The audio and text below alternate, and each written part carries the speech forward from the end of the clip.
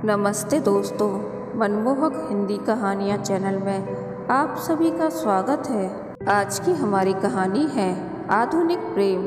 आपको हमारी कहानी पसंद आती है तो वीडियो को लाइक, शेयर एंड चैनल को सब्सक्राइब जरूर कीजिएगा। बेटे यश के स्वभाव में मुझे कुछ बदलाव साफ दिखाई दे रहे थे। ये बदलाव तो प्राकृतिक थे, इसीलिए इसमें कुछ हैरानी की बात नहीं थी।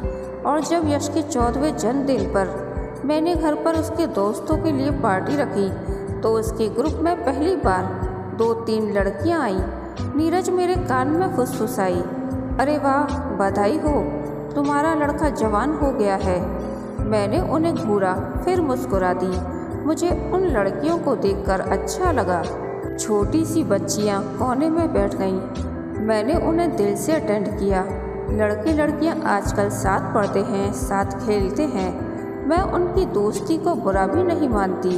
उन तीनों में से एक लड़की रिया कुछ ज़्यादा ही संकोच में बैठी थी। बाकी दो मुझे देखकर मुस्कुराती रहीं, 2-4 बातें भी की, लेकिन रिया ने मुझसे नज़रें भी नहीं मिलाईं तो मुझे बहुत अजीब सा लगा। मैंने अपनी 17 वर्षीय बेटी नेहा से कहा भी, यह लड़की इतना शर्मा क्यों रही है? नेहा बोली, अरे मम्मी छोड़ो भी, इतने बच्चों में एक लड़की के व्यवहार पर इतना क्यों सोच रही हैं? मेरी तसल्ली नहीं हुई। मैंने नीरज से कहा, वह लड़की तो कुछ भी नहीं खा रही है, बहुत संकोच कर रही है। सब बच्चों को देखो कितनी मस्ती कर रहे हैं। नीरज ने कहा, हाँ कुछ ज़्यादा ही चुप है। खैर छोड़ो, बाकी बच्चे तो मस्त हैं ना। यश ने केक काटा तो हमें खिलाने के बाद उसकी नज़रें सीधे रिया पर गईं तो मैंने यश की मुस्कुराहट में एक पल के लिए कुछ नई सी बात नोट की। माँ हूँ उसकी, लेकिन किसी से कुछ कहने की बात नहीं थी। खैर कुछ गेम्स, फिर डिनर के बाद बच्चे खुशी खुशी अपने घर चले गए। मैंने बाद में यश से पूछा, सिया और रश्मि तो सबसे अच्छी तरह बात कर रही थी, या रिया क्यों इतना शर्मा रही थी? यश मुस्कुराया, हाँ उसे शर्म आ रही थी। क्यों? शर्माने की क्या बात थी? अरे मम्मी, हमारे सब दोस्त हम दोनों को साथ नाम लेकर खूब चिढ़ाते हैं ना। मैं चौंकी, क्या? क्यों चिढ़ाते हैं? अरे आपको भी ना हर बात समझाकर बतानी पड़ती है मम्मी। सब दोस्त एक दूसरे को किसी न किसी लड़की का नाम लेकर छेड़ते हैं। मैं अपने युवा होते बेटे के समझाने के इतने स्पष्ट ढंग पर कुछ हैरान सी हुई। फिर मैंने कहा, यह कोई उम्र है इन मजाकों की? पढ़ने लिखने खेलने की उम्र है।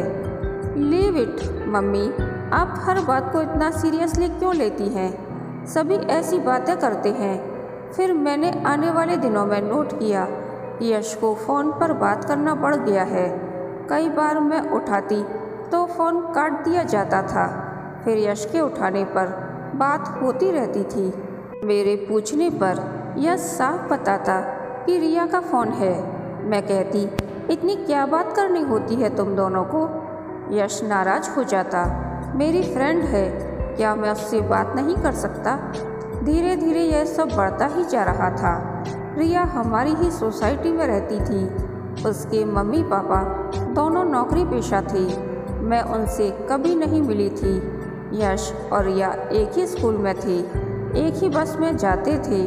दोनों के शौक भी एक जैसे थे। यश अपने स्कूल की फुटबॉल टीम का बहुत अच्छा प्लेयर था और रिया उसके हर मैच में उसका साहस बढ़ाने के लिए उपस्थित रहती। मैं नीरज से कहती, कुछ ज़्यादा ही हो रहा है दोनों का।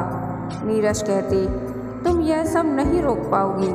अब तो उसकी ऐसी उम्र भी नहीं है कि ज़्यादा डांट टपट की जाए।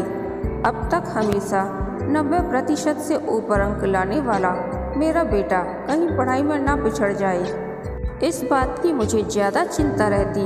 मैं रात दिन अब यश की हरकतों पर नज़र रखती और महसूस करती कि मैं किसी भी तरह यश और रिया को एक दूसरे से मिलने से रोक ही नहीं सकती। सारा दिन तो साथ रहते थे दोनों। कुछ और समय बीता। यश और रिया दोनों ने 10वीं की बोर्ड की परीक्षाओं में 85% अंक प्राप्त किए तो मेरी खुशी का ठिकाना ना रहा। नीरज कहती, देखा इतने दिन तुम अपना खून जलाती रही, पढ़ाई तो दोनों ने अच्छी की। मैं कुछ कह नहीं पाई। यश को हमने गिफ्ट में एक मोबाइल फ़ोन ले दिया तो वह बहुत खुश हुआ। कई दिनों से कह रहा था कि उसे फ़ोन चाहिए। फिर मैंने ही धीरे धीरे अपने मन को समझा लिया कि रिया यश की गर्लफ्रेंड है और मैं उसे कुछ नहीं कह सकती। सांवली सी पतली दुबली रिया महाराष्ट्रियन थी, हम उत्तर भारतीय कायस्थ। वह मुझसे अब भी कतराती थी। एक ही सोसाइटी थी, कई बार सामना होता तो वह नज़रें चुरा लेती। मुझे गुस्सा आता, यश से कहती और भी तो लड़कियां हैं, सब हाय हेलो करती हैं और इस लड़की को इतनी भी तमीज़ नहीं कि कभी विश कर दे। यश तुरंत उसकी साइड लेता। वह आपसे डरती है। मम्मी, क्यों? क्या मैं उसे कुछ कहती हूँ? नहीं, मैंने उसे बताया है कि आपको उसकी और मेरी दोस्ती के बारे में पता है और आपको यह सब बिल्कुल पसंद नहीं है। मैं कहती, दोस्ती को मैं थोड़ा ही बुरा समझती हूँ, लेकिन हद से बाहर कुछ दिखता है तो गुस्सा तो आता ही है। सब खबर है मुझे। यश पैर पटकता चला गया। कुछ समय और बीता, दोनों की 12वीं भी हो गई। इस बार यश के 91% और रिया के 93% अंक आए। हम सब बहुत खुश थे। अब यश ने कॉमर्स ली, रिया ने साइंस। अब तो कई मेरी करीबी सहेलियां सोसाइटी के गार्डन में सैर करते हुए रिया को आते जाते देखकर मुझे कोहनी मारती। देख, तेरे बेटे की गर्लफ्रेंड जा रही है। मैं ऊपर से मुस्कुरा देती और दिल ही दिल में सोचती, इसका मतलब अच्छे खासे मशहूर हैं दोनों। मुझे अच्छी तरह पता चल गया था कि दोनों एक दूसरे को बहुत सीरियसली लेते हैं। अब मैं ही नीरज से कहती, बचपन से ये दोनों साथ हैं। मुझे तो लगता है अपने पैरों पर खड़ा होने पर ये विवाह भी करेंगे। नीरज मेरी इतनी गंभीरता से कही गई बात को हल्के फुल्के ढंग से लेते और हंसकर कहते, वाह, क्या हमारे घर में महाराष्ट्रियन बहू आ रही है? क्या बुराई है? अब तो मैं भी मानसिक रूप से उसे बहू के रूप में देखने के लिए तैयार हो गई थी। मन ही मन कई बातें उसके बारे में सोचती रहती। नेहा कभी अपनी टिप्पणी देती, कभी चुपचाप हमारी बात सुनती। वह भी हमें यश और रिया की कई बातें बताती रहती। वक्त अपनी रफ्तार से चल रहा था। यश का यहीं मुंबई में एडमिशन हुआ, रिया का कोटा में। मैं सोचती, अब तो बस फ़ोन ही माध्यम होगा इनकी बातचीत का। रिया कोटा चली गई। यश कई दिन चुप व गंभीर सा रहा। फ़ोन पर बात कर रहा होता तो मैं समझ जाती उधर कौन है। वह कई बार फ़ोन पर दोस्तों से बात करता, लेकिन जब वह रिया से बात करता तो उसके बिना बताए मैं उसके चेहरे के भावों से समझ जाती कि उधर रिया है फ़ोन पर। अब यश बीकॉम के साथ साथ सीए भी कर रहा था। मैंने आश्चर्यजनक रूप से एक बड़ा परिवर्तन महसूस किया। अब किसी प्रज्ञा के फ़ोन आने लगे थे। यश की बातों से पता चला कि उसकी क्लास फेलो प्रज्ञा उसकी खास दोस्त है। एक दो बार वह उसे किसी प्रोजेक्ट की तैयारी के लिए 2-3 दोस्तों के साथ घर भी लाया। उनकी दोस्ती साधारण दोस्ती से हटकर लगी। प्रज्ञा ने मुझसे पूरे कॉन्फिडेंस से बात की। किचन में मेरा हाथ बटाने भी आ गई। वह साउथ इंडियन थी, स्मार्ट थी। जब तक घर में रही यश यश करती रही। मैं चुपचाप उसकी भाव भंगिमाओं का निरीक्षण करती रही और इस नतीजे पर पहुंची कि जो संबंध अब तक यश का रिया से था वही आज प्रज्ञा से है।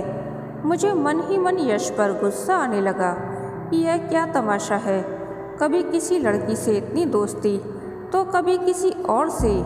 वह प्रज्ञा के साथ फ़ोन पर गप्पे मारता रहता। मैंने 1-2 बार पूछ ही लिया, रिया कैसी है? ठीक है, क्यों? उससे बात तो होती रहती होगी। हाँ, कभी फ्री होता हूँ तो बात हो जाती है। वह भी बिजी है, मैं भी। मैंने मन ही मन सोचा, हाँ मुझे पता है तुम कहाँ बिजी हो। मैंने इतना ही कहा, तुम्हारी तो वह अच्छी फ्रेंड है ना, उसके लिए तो टाइम मिल ही जाता होगा। वह झुंझला गया। तो क्या उससे रोज बात करता रहूं? और रोज रोज कोई क्या बात करे? मैं हैरान उसका मुंह देखती रह गई और वह पैर पटकता वहां से चला गया। अब यश पर मुझे हर समय गुस्सा आता रहता। प्रज्ञा कभी भी उसके दोस्तों के साथ आ जाती, लंच करती, हम सबसे खूब बातें करती। रात को बेडरूम में नीरज को देखते ही मेरे मन का गुबार निकलना शुरू हो जाता। पुरुष है ना, किसी लड़की की भावनाओं से खेलना अपना हक समझता है। बचपन से जिसके साथ घूम रहा है, जिसके साथ सोसाइटी में अच्छे खासे चर्चे हैं, अब इतने आराम से उसे भूलकर किसी और लड़की से दोस्ती कर ली है। आवारा कहीं का। नीरज कहते, निशा तुम क्यों बच्चों की बातों में अपना दिमाग खराब करती रहती हो? यह उम्र ही ऐसी है, ज़्यादा ध्यान मत दिया करो। मैं चिढ़ जाती। हाँ, आप तो उसी की साइड लेंगे, खुद भी तो एक पुरुष हो ना। अरे हम तो हमेशा से आपके गुलाम हैं, कभी शिकायत का मौका दिया है? नीरज नाटकीय स्वर में कहते, तो भी मैं चुप रहती। मेरा ध्यान रिया में रहता, मैं उसी के बारे में सोचती। कोई भी काम करते हुए मुझे उसका ध्यान आ जाता कि बेचारी को यश का व्यवहार कितना खलता होगा। उसे यश का बचपन का साथ याद आता होगा। काफ़ी समय बीतता चला गया। नेहा MBA कर रही थी, यश का भी CA पूरा होने वाला था। यह पूरा समय मुझे रिया का ध्यान आता रहा था। यश के किसी फ़ोन से मुझे अब यह न लगता कि वह रिया के संपर्क में भी है। प्रज्ञा से उसकी घनिष्ठता बढ़ गई थी। एक दिन मुझे शॉपिंग के लिए जाना था। नीरज ने कहा, तुम शाम को 6 बजे कैफ़े कॉफ़ी डे पहुंच जाना, वहीं कुछ खा पी कर शॉपिंग करने चलेंगे। मैं वहां पहुंची, एक कॉर्नर में बैठ गई। नीरज को फ़ोन करके पूछा कि कितनी देर में आ रहे हो। उन्होंने कहा, तुम ऑर्डर दे दो, मैं भी पहुंच ही रहा हूं। मैंने ऑर्डर देकर यूं ही नज़रें इधर उधर दौड़ाईं तो मैं चौंक पड़ी। रिया एक टेबल पर एक लड़के के साथ बैठी थी और दोनों चहकते हुए आसपास के माहौल से बेखबर अपनी बातों में व्यस्त थे। मैं गौर से रिया को देखती रही। वह काफ़ी खुश लग रही थी। मेरी नज़रें रिया से हट नहीं रही थी। शायद उसे भी किसी की घूरती निगाहों का एहसास हुआ हो। उसने इधर उधर देखा। चौंककर उसने उस लड़के को कुछ कहा, फिर उठकर आई, मेरी टेबल के पास खड़ी हुई, मुझे नमस्ते की। मैंने उससे बैठने का इशारा करते हुए उसके हालचाल पूछे। वह बैठी तो नहीं, लेकिन आज पहली बार वह मुझसे बात कर रही थी। मैंने उसकी पढ़ाई के बारे में पूछा। उससे बात करते करते मेरी नज़र उसके पीछे आकर खड़े हुए लड़के पर पड़ी। रिया ने उससे परिचय करवाया। आंटी, यह देव है, कोटा में मेरे कॉलेज में ही है, यहीं मुंबई में ही रहता है। मैंने दोनों से कुछ हल्की फुल्की बात की, फिर वे दोनों बाय आंटी कहकर चले गए।